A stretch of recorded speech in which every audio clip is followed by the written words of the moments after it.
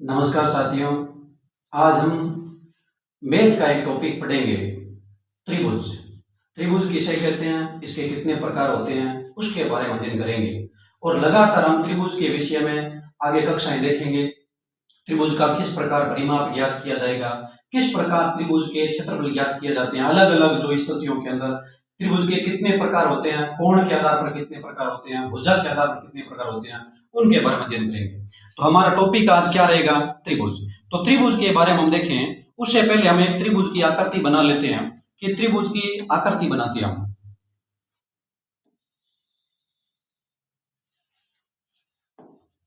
यह है त्रिभुज। अब त्रिभुज की परिभाषा हम देखें उससे पहले हम इस आकृति को समझने का प्रयास करते हैं कि इस शब्द से लेते हैं आकृति कैसे बने। तो देखें, यह त्रिभुज में दो शब्द है, त्रि और भुज। त्रि शब्द क्या है? त्रि शब्द का अर्थ होता है तीन। त्रि यानी तीन। त्रि यानी क्या चीज होती है? तीन। देखा हमने भुज, इस भुज शब्द का अर्थ होता है भुजा। भुज यानी क्या है? भुजा। अब देखें त्रिभुज, भुज यानी भुजा। कितनी भुजा? तीन भुजा।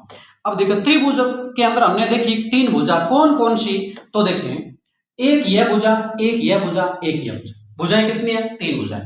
यहां से देखें, यहां से लेके यहां तक और यहां तक, यह एक भुजा हो गई और यह दूसरी भुजा हो गई और यह तीसरी भुजा हो गई। तो देखें तीन भुजाएं कौन कौन सी? ये एक भुजा है, ये दूसरी, ये तीसरी, यानी तीन भुजाएं हैं। और कहने का मतलब है तीन भुजाओं से एक बंधाकृति, जो घिरी हुई बंधाकृति है, इसी त्रिभुज कहेंगे। तो इस शब्द के अंदर ही क्या चीज है, शब्द में इसकी परिभाषा छुपी हुई है। देखें त्रिभुज, त्रि का मतलब तीन, भुज यानी भुजाएं, तीन भुजाएं। और यदि कोई ऐसी बंधाकृति जो तीन भुजाओं से बनी है, उसको हम क्या कहते हैं? त्रिभुज। तो हमारी परिभाषा पहले क्या रहेगी? त्रिभुज की परिभाषा रहेगी। त्रिभुज किसे कहते हैं? तो त्रिभुज किसे कहते हैं उसके बारे में देखते हैं। तो तीन भुजाओं से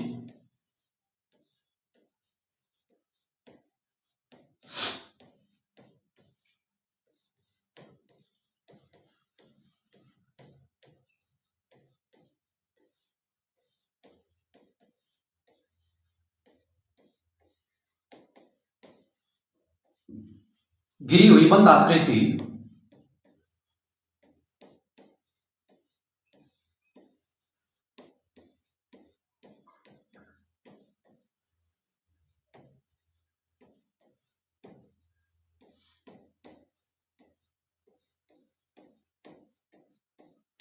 तो देखा क्या, तीन भुजाओं से घिरी हुई बंद आकृति को त्रिभुज कहते हैं। क्या कहते हैं? त्रिभुज।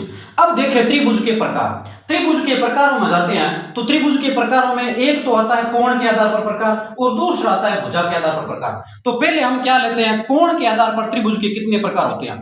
तो पॉइंट रखेंगे कोण के आधार पर त्रिभुज के प्रकार। तो त्रिभुज के प्रकार,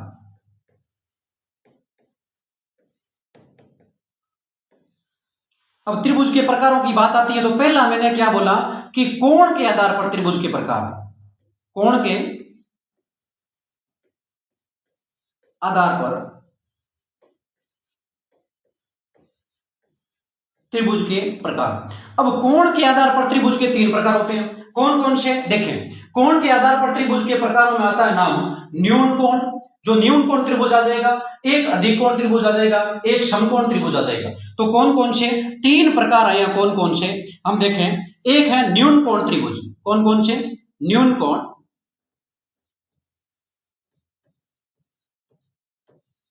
न्यून कोण त्रिभुज।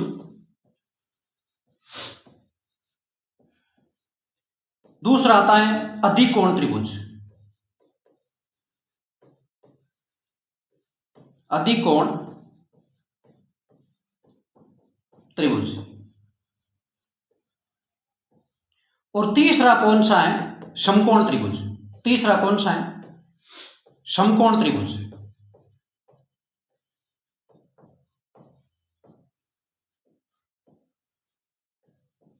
अब देखिए, न्यून कोण त्रिभुज, अधिक कोण त्रिभुज और समकोण त्रिभुज। अब तीन प्रकार कौन से? कोण के आधार पर तीन प्रकार देखे हैं। अब इसके बाद हम आगे देखते हैं कि किस प्रकार हम भुजा के आधार पर तीन प्रकार देखते हैं। तो भुजा के आधार पर क्या चीज है, भुजा के आधार पर त्रिभुज के प्रकार, भुजा के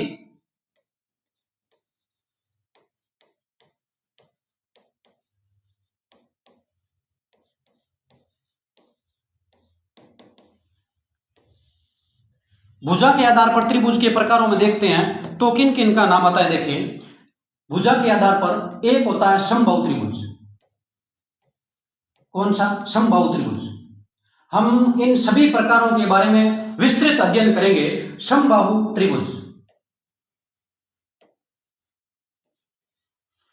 दूसरा देखते हैं समद्विबाहु त्रिभुज, समद्विबाहु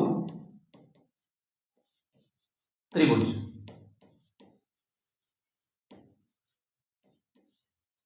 और तीसरा प्रकार देखते हैं विषमबाहु त्रिभुज, विषमबाहु त्रिभुज।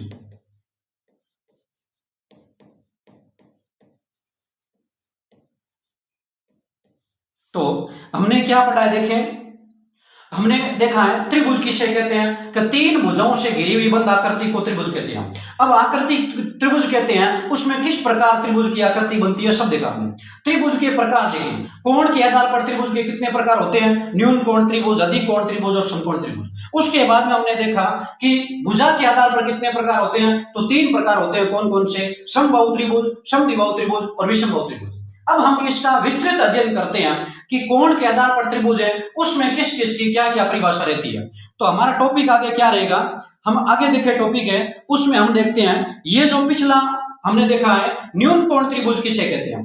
तो हम देखते हैं न्यून कोण त्रिभुज, कौन सा टॉपिक है, न्यून कोण त्रिभुज है। वह न्यून कोण त्रिभुज की हम परिभाषा लेते हैं। न्यून कोण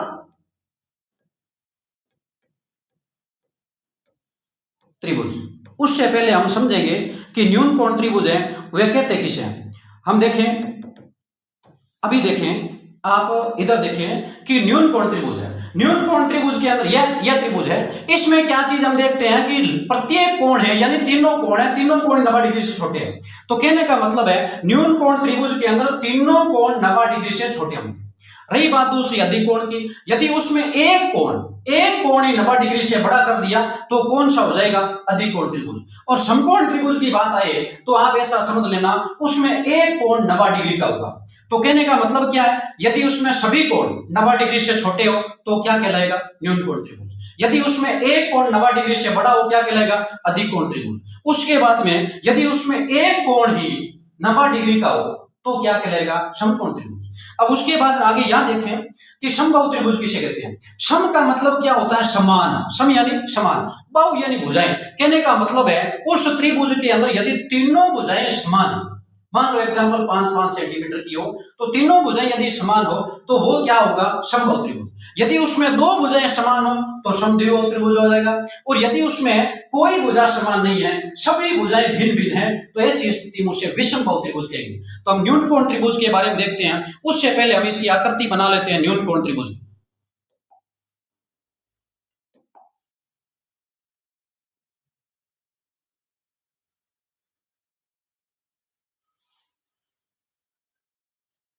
यह है, इसमें माना कि यह कोण है, यह मान लो 60 डिग्री का है, इधर यह मान लो 60 डिग्री का है और यह भी मान लो 60 डिग्री का।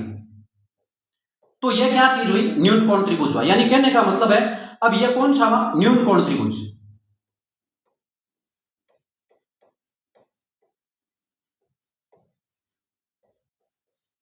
तो हम परिभाषा लिखते हैं इसमें, जिस त्रिभुज में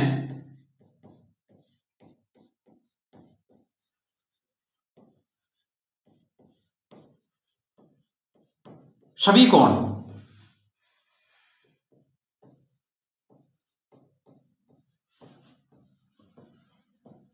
90 डिग्री से छोटे हो, 90 डिग्री से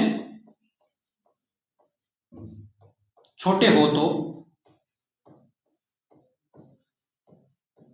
वह त्रिभुज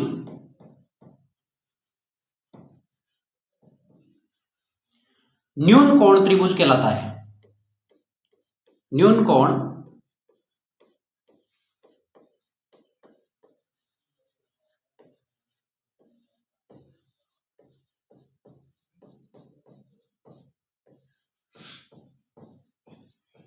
तो देखें कि जिस त्रिभुज में सभी कोण 90 डिग्री से छोटे हो तो वह न्यून कोण त्रिभुज कहलाता है। नेक्स्ट हम देखें इसके बाद में न्यून कोण त्रिभुज के बाद में कौन सा त्रिभुज है, तो देखें हमने लिया अधिकोण त्रिभुज। कौन सा है? अधिकोण त्रिभुज। अधिकोण त्रिभुज किसे कहते हैं उसके बारे में देखते हैं। तो 2 नंबर है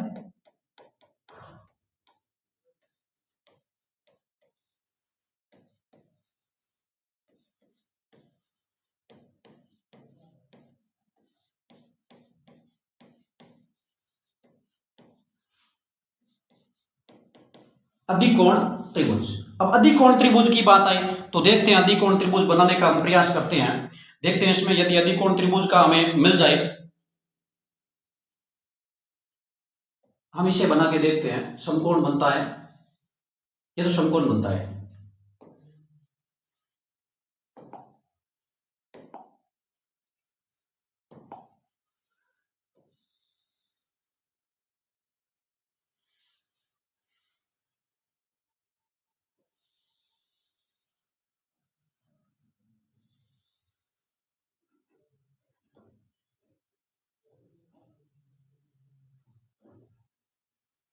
यह देखें, अब इसके अंदर हम देखें, मान लो ये हमने किया है 120 डिग्री, पीछे ये मान लो कर दिया 30 डिग्री, ये भी कर दिया 30 डिग्री। तो 120 डिग्री 30 डिग्री 30 डिग्री। तो अब देखें ये क्या हुआ, एक त्रिभुज है, जो त्रिभुज का एक कोण है ये क्या हुआ 90 डिग्री से बड़ा हो गया, तो ये अधिकोण त्रिभुज हो गया। तो देखें अधिकोण त्रिभुज की क्या विशेषता रहेगी, जिस त्रिभुज में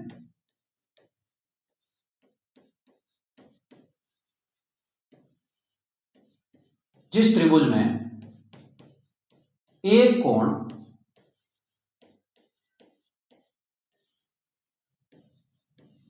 90 डिग्री से बड़ा,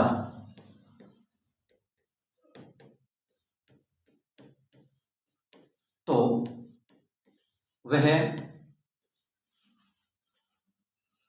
अधिकोण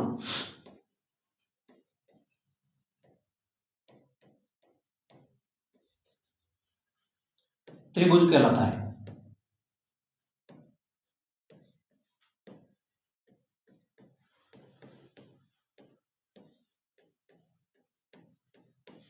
अब हम आगे देखते हैं न्यून कोण अधिकोण समकोण त्रिभुज के बारे में देखते हैं कि समकोण त्रिभुज है उसकी परिभाषा के बारे में देखते हैं। यह जो 2 नंबर पॉइंट था,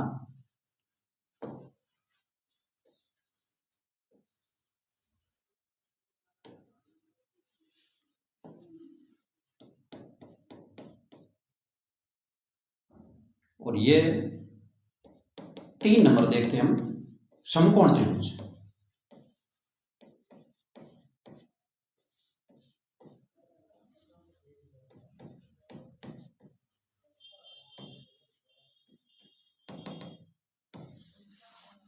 अब समकोण त्रिभुज की बारी आती है तो पहले समकोण त्रिभुज का मैप बना, जो आकृति बनाते हैं इसकी, किस प्रकार आकृति बनती है समकोण त्रिभुज की, तो यह समकोण त्रिभुज की आकृति है।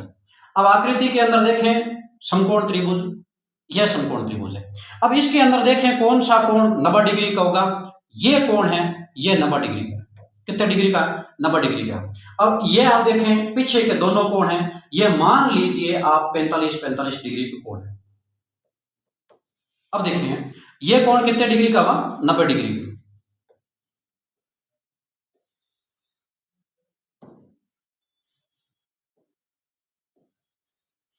अब देखें तो कहने का मतलब है यदि किसी त्रिभुज में एक ही कोण 90 डिग्री का हो गया तो ऐसा समझ लेना वो समकोण त्रिभुज है। तो देखें जिस त्रिभुज में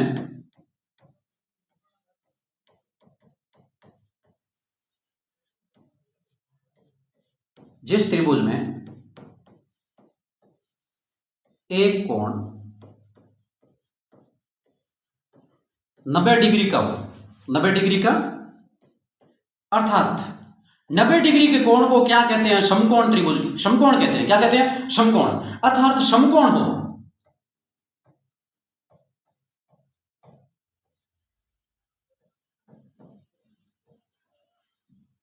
तो वह त्रिभुज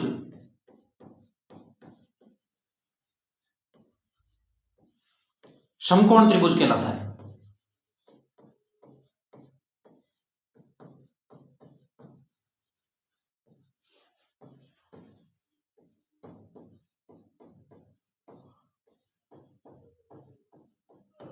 तो हमने क्या देखा, अधिकोण त्रिभुज, समकोण त्रिभुज के बारे में देख लिया।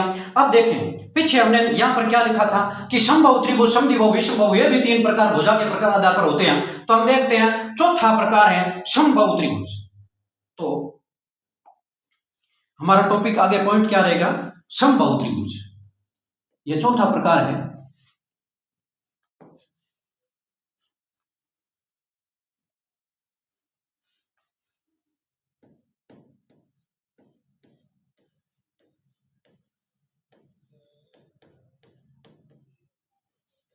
समबाहु त्रिभुज।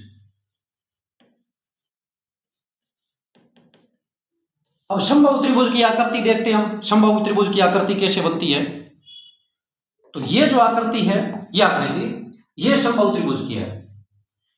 ओ नहीं, आप अपन एक नई आकृति बनाते हैं।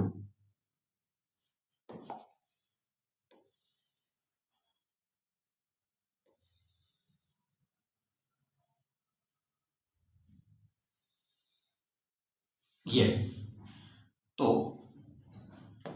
यानी ये भुजा और ये भुजा, तीनों भुजाएं क्या चीज है, समकोण, जो ये बराबर है।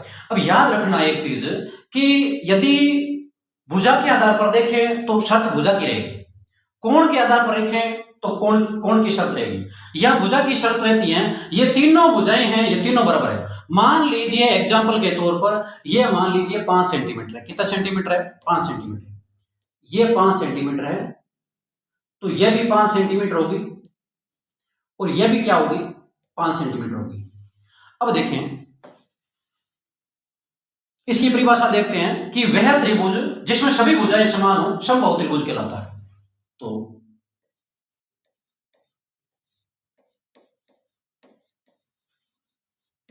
वह त्रिभुज जिसमें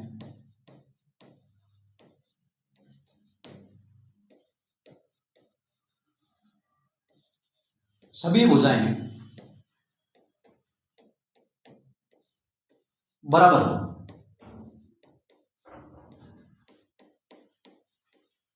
तो वह समबाहु त्रिभुज कहलाता है। कौन सा कहलाता है, समबाहु त्रिभुज।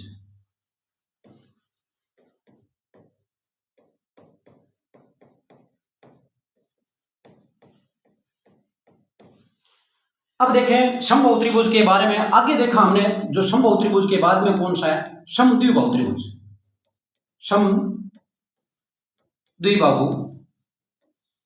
त्रिभुज।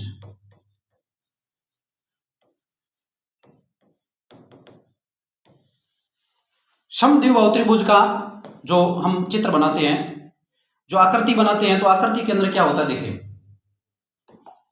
समद्विबाहु त्रिभुज के अंदर दो भुजाएं समान होंगी। कितनी भुजाएं समान होगी, दो भुजाएं। तो हम मान लो, हम देखते हैं ऐसी आकृति बनाते हैं जिसमें दो भुजा समान रखते हैं।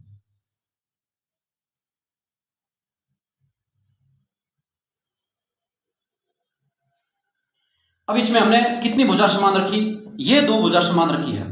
मान लो ये कितने कितने सेंटीमीटर की है, 6 सेंटीमीटर की है। कितने सेंटीमीटर की है, 6 की। और मान लीजिए ये 4 सेंटीमीटर की है। तो अब ये इसमें दो भुजाएं समान हो गई। तो देखें जिस त्रिभुज में दो भुजाएं समान होती हैं वह समद्विबाहु त्रिभुज कहलाता है। तो वह त्रिभुज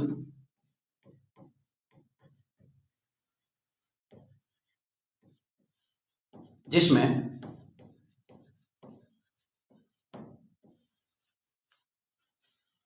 दो भुजाएं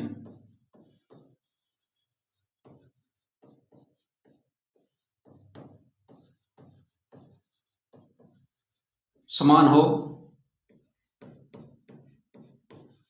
तो वह समद्विबाहु त्रिभुज कहलाता है।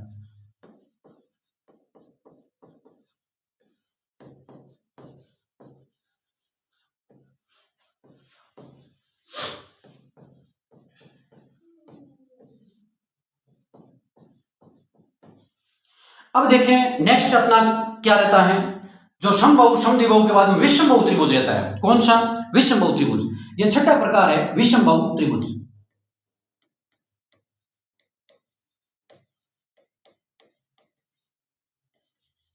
विषमबाहु त्रिभुज।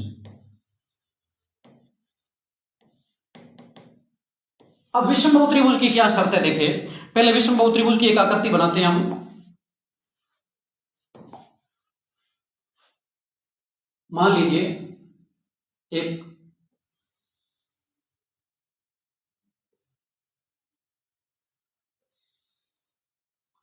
इसमें यह जो जितनी छोटी है उससे यह बड़ी है, यह बड़ी है।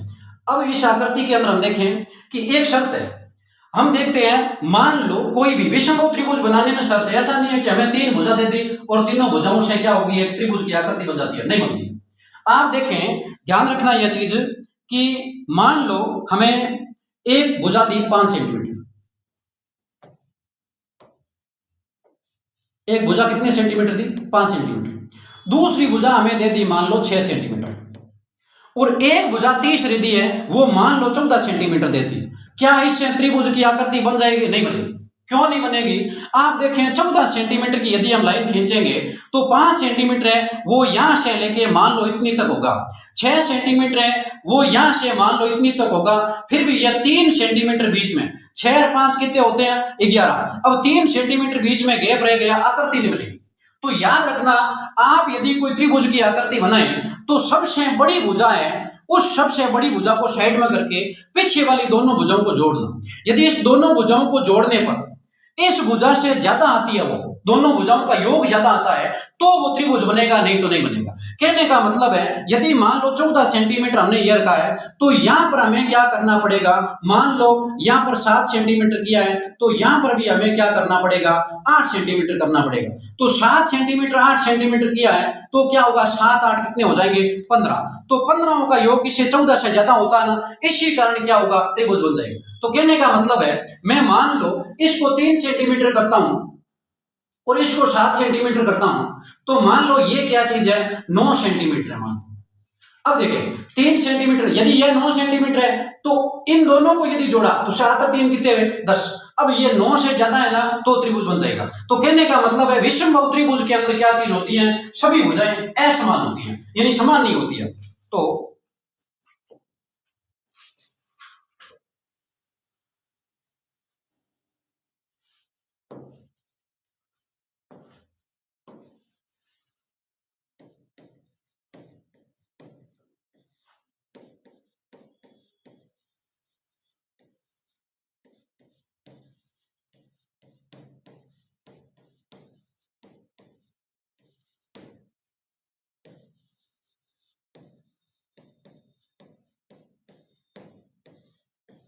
तीनों भुजाओं की माप भिन्न भिन्न होती है, भिन्न भिन्न अर्थात असमान।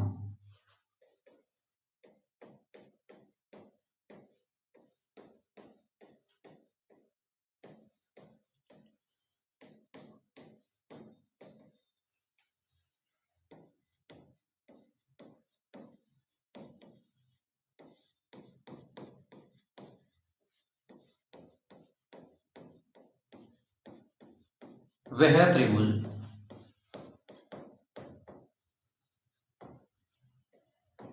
विषमबाहु त्रिभुज कहलाता है।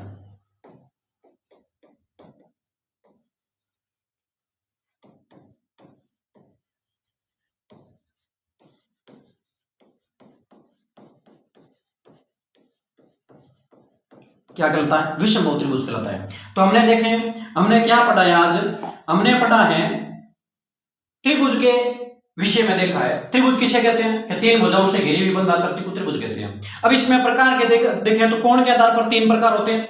न्यून कोण, अधिक कोण और समकोण त्रिभुज। उसके बाद में हमने क्या पढ़ा है कि भुजा के आधार पर समबाहु, समद्विबाहु और विषमबाहु, ये 3 प्रकार देखे। प्रत्येक प्रकार के विषय में हमने जाना है। न्यून कोण त्रिभुज किसे कहते हैं, उसके बाद हमने देखा अधिक कोण त्रिभुज किसे कहते हैं, समकोण त्रिभुज किसे कहते हैं, उसके बाद में हमने देखा समबाहु त्रिभुज किसे कहते हैं, समद्विबाहु त्रिभुज किसे कहते हैं, और साथ में हमने देखा विषमबाहु त्रिभुज किसे कहते हैं। यानी कहने का मतलब है उसके प्रकारों के बारे में अध्ययन किया है। कल हम इसके बारे में आगे परिमाप के बारे में अध्ययन करेंगे और साथ साथ में एरिया यानी क्षेत्रफल के बारे में अध्ययन करेंगे। उसके बाद में अलग अलग हम सूत्रों के विषय में जानेंगे, इसमें किस प्रकार हम सूत्रों का प्रयोग करेंगे, सूत्रों के प्रयोग के बारे में देखेंगे। तो साथियों बराबर ही इस प्रकार जो वीडियो है यानी इसमें बराबर देखते रहे आप। धन्यवाद।